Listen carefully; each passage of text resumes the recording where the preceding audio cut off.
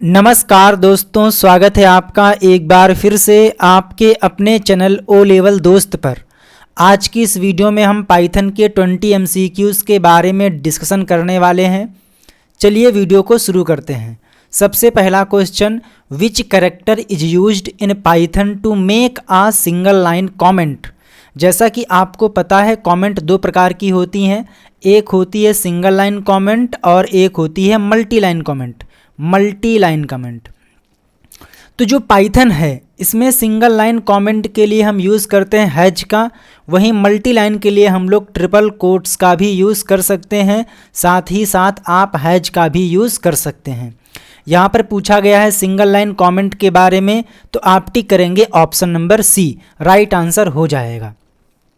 आपसे पूछता है कि पाइथन का जो लेटेस्ट वर्जन है वो कौन सा है, तो आपको याद रखना है पाइथन 3 पाइथन का लेटेस्ट वर्जन है और पाइथन को गीडो वैन रॉसम के द्वारा डेवलप किया गया था। इन पॉइंट्स को आप याद रखें। क्वेश्चन नंबर नेक्स्ट, और ये काफ़ी इंपॉर्टेंट क्वेश्चन है, इस पे स्टार लगा लीजिए। What keyword is used in Python to raise exceptions. Python में एक्सेप्शंस को रेज करने के लिए कौन सा कीवर्ड यूज़ किया जाता है, तो आप ध्यान दीजिएगा, रेज कीवर्ड का यूज़ किया जाता है पाइथन प्रोग्राम में एक्सेप्शन को रेज करने के लिए। रेज कीवर्ड की सहायता से फॉर एग्जांपल आपने एक्सेप्शन को रेज कर दिया, देन उस एक्सेप्शन को हैंडल करने के लिए हम ट्राई और एक्सेप्ट का यूज़ करते हैं। तो आप इनको भी याद रखिएगा। इनका यूज़ क्या है, इन दोनों का ही काम, बल्कि एक होता है फाइनली। इन तीनों का काम होता है जो भी प्रोग्राम में एक्सेप्शन आई है उसको हैंडल करने के लिए हम ट्राई, एक्सपेक्ट, एक्सेप्ट और फाइनली इन तीनों कीवर्ड का यूज़ करते हैं। जबकि एक्सेप्शन को रेज करने के लिए हम रेज कीवर्ड का यूज़ करते हैं। तो इसमें आप टिक करेंगे option number A, raise is the correct option. Question number third, which one of the following is the correct extension of Python file. Python file का राइट एक्सटेंशन क्या है, तो आप याद रखें जो भी पाइथन में हम सोर्स कोड लिखते हैं उसका फाइल एक्सटेंशन .py होता है। साथ ही साथ पाइथन में जो बाइट कोड फाइल होती है उसका फाइल एक्सटेंशन .pyc होता है।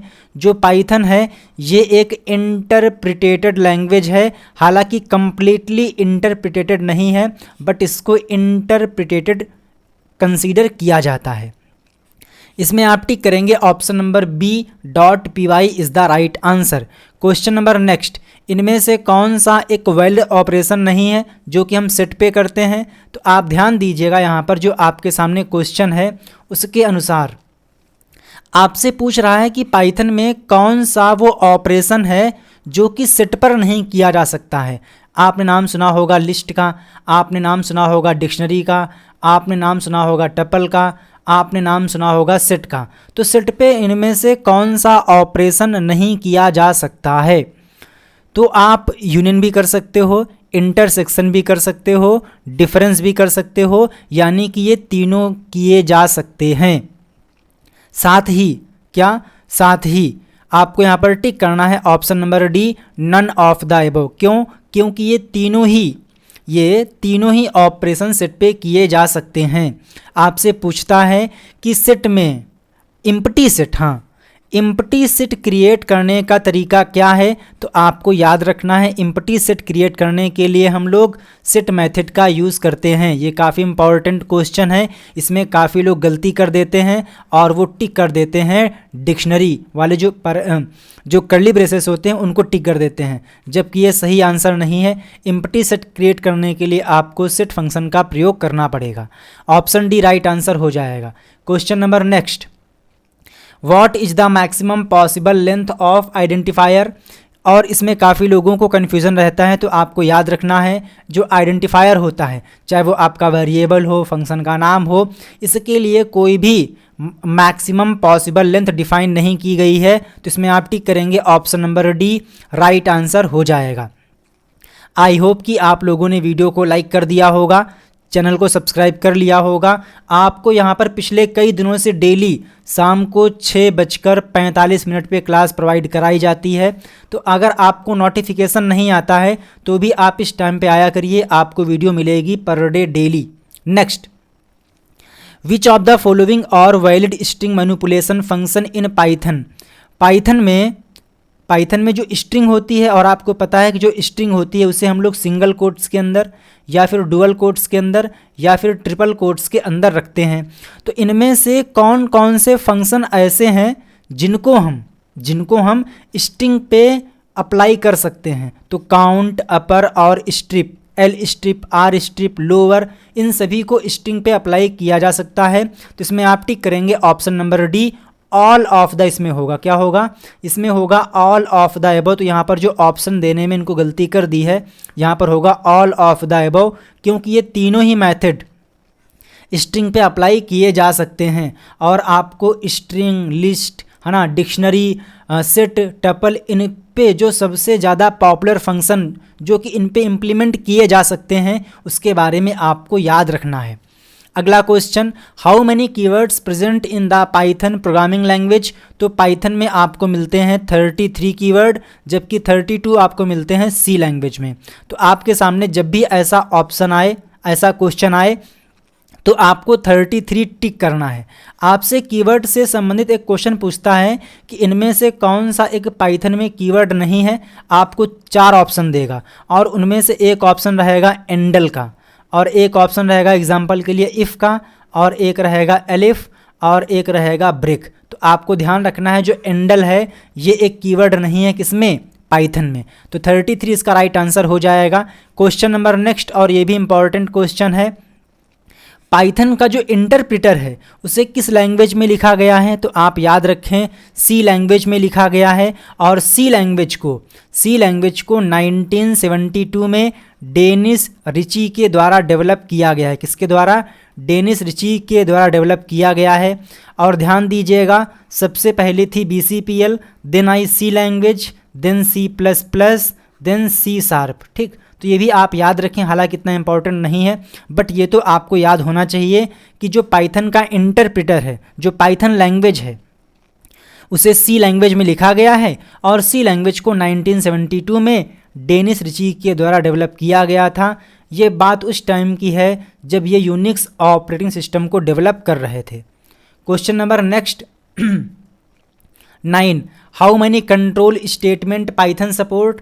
पाइथन कितने प्रकार के कंट्रोल स्टेटमेंट को सपोर्ट करती है। तो राइट आंसर हो जाएगा 3। कौन कौन से, पहला तो आपने यूज़ किया होगा ब्रेक का, फिर आपने यूज़ किया होगा कंटिन्यू का, एक ब्रेक हो गया, दूसरा कंटिन्यू हो गया, और आपने यूज़ किया होगा पास। ये 3 कंट्रोल स्टेटमेंट हैं जो कि पाइथन सपोर्ट करता है। वहीं बात करें हम लूप के बारे में, तो पाइथन 2 प्रकार के लूप को सपोर्ट करता है। First is for loop, second is while loop. जो पाइथन है ये डू वाइल लूप को सपोर्ट नहीं करता है, तो आप इस पॉइंट को भी याद रखें। लूप 2 और कंट्रोल स्टेटमेंट 3, ब्रेक, कंटिन्यू और पास, ये इनको आप याद रखें। आई होप कि आपने वीडियो को लाइक कर दिया होगा, चैनल को सब्सक्राइब कर लिया होगा। Next, is Python case sensitive when dealing with identifier. तो आपको याद रखना है जो पाइथन है, मैं यहाँ नोट कर देता हूँ, पाइथन, C++, C शार्प, और इसके बाद में जावा स्क्रिप्ट है ना, PHP, ये सभी क्या हैं, ये सभी केस सेंसिटिव हैं। जबकि HTML है ना, SQL जिसका full form structured query language होता है, ये दोनों ही केस इनसेंसिटिव हैं। तो ये भी आपको याद रखना है। तो इसमें आप टिक करेंगे ऑप्शन नंबर ए, यस।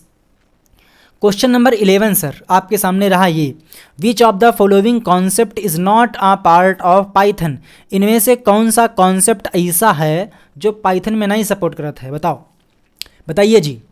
तो बिल्कुल सही है, जो पॉइंटर है इसका कॉन्सेप्ट आपको मिलता है सी लैंग्वेज में, ना कि पाइथन में। और ध्यान दीजिएगा, अगर आपका IoT का एग्ज़ाम है तो आपको सी लैंग्वेज भी पढ़नी है। क्या क्या पढ़ना है, सी लैंग्वेज का basic, data type, operator and expression. इसके अलावा पढ़ लीजिएगा एरे, फंक्शन और pointer.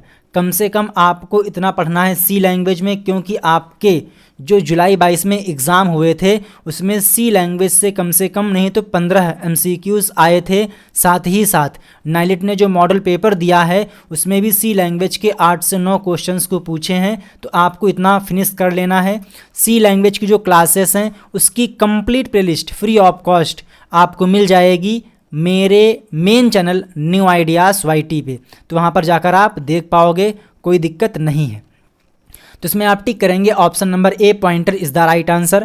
Question number 12, which keyword is used for function in Python language.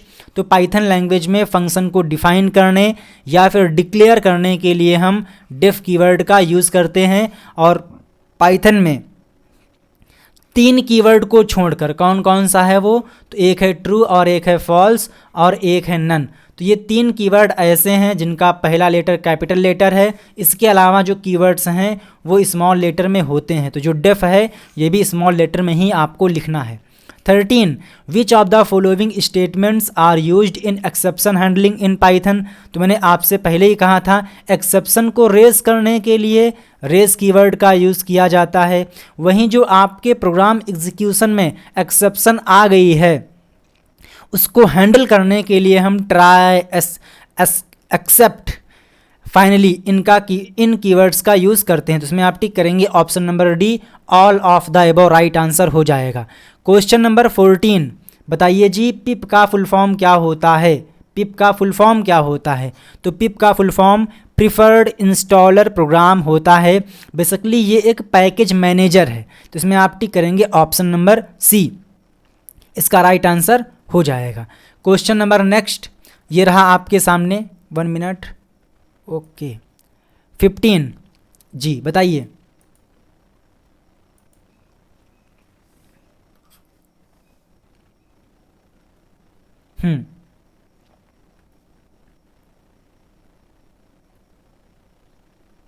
बताइए जी। Which of the following types of loops are not supported in Python. Python में कौन सा लूप सपोर्ट नहीं होता है या फिर नहीं होते हैं। तो फॉर और वाइल ये आपको मिलते हैं किसमें, पाइथन में। जबकि ये तीनों फॉर, वाइल, डू वाइल ये आपको मिलेंगे सी लैंग्वेज में, ये आपको मिलेंगे जावा में, ये आपको मिलेंगे PHP में और ये आपको मिल जाएंगे C++ में, जावा स्क्रिप्ट में। लेकिन जो डू वाइल लूप है ये पाइथन सपोर्ट नहीं करता है। तो इसमें आप टिक करेंगे option number C, do while loop. 16, इनमें से कौन सा एक बिल्ट इन फंक्शन है। तो बिल्ट इन फंक्शन का मतलब ये है कि वो ऐसे फंक्शन जो कि आपको पहले से बने बनाए मिल जाते हैं, यानी कि उनको पहले से ही डिफ़ाइन कर दिया गया है, आपको सिर्फ यूज़ करना है। ऐसे फंक्शन को हम बोलते हैं बिल्ट इन फंक्शन, या आप बोल सकते हो प्री डिफाइंड फंक्शन। तो इसमें आप टिक करेंगे ऑप्शन नंबर बी, प्रिंट। आपने यूज़ किया होगा इनपुट का, तो ये दोनों ही बिल्ट इन फंक्शन है। क्वेश्चन नंबर 17 आपके सामने रहा ये, what is the output of the following programme. जो ये आपको यहाँ पर प्रोग्राम दिया गया है इसका आउटपुट क्या आएगा। तो आपको एक जगह कॉपी में नोट कर लेना है। अगर आपके सामने कुछ ऐसा है और जिसमें 2 कॉलन लगे हुए हैं, ये और ये दोनों एरिया ब्लैंक है और यहाँ पर लिखा हुआ है माइनस, तो इसका मतलब ये है कि वो जो भी सीक्वेंस है, चाहे वो लिस्ट हो, टपल हो, है ना, सेट हो या स्ट्रिंग हो, उनको रिवर्स कर दिया जाएगा। ठीक, तो इसमें आप क्या करोगे, हेलो वर्ड लिखा हुआ है, जस्ट इसको आप रिवर्स कर दीजिए तो आप पाओगे कि आपको मिलेगा option number A. 18, which of the following functions converts date to corresponding time in Python. कौन सा फंक्शन पाइथन में पाया जाता है जो कि डेट से करस्पॉन्डिंग टाइम में कन्वर्ट करता है। तो strp टाइम फंक्शन यही काम करता है। तो इसमें आप टिक करेंगे ऑप्शन नंबर ए। चूँकि ये सारी बातें मैं आप लोगों को प्रॉपर तरीके से एक्सप्लेनेशन के साथ में समझा चुका हूँ, तो मैं यहाँ पर आपका टाइम वेस्ट नहीं करूँगा। ये क्लास सिर्फ रिवीजन पर्पज़ से है। क्वेश्चन नंबर नेक्स्ट आपके सामने रहा ये, क्या बात है, 19। Question number 19, to start Python. क्या हो रहा है ये आज, जगह जगह रेता फैल रहा है कोई नहीं, रेता को उठाएंगे, बटन दिया गया रेता उठाने के लिए। To start Python from the command prompt use the command. अगर आप किसी प्रोग्राम को कमांड प्रॉम्प्ट के थ्रू रन करना चाहते हो तो आप यूज़ करोगे पाइथन। तो ऑप्शन सी राइट आंसर हो जाएगा for this question. Question number 20, which of the following module need to be imported to handle date time computations in Python.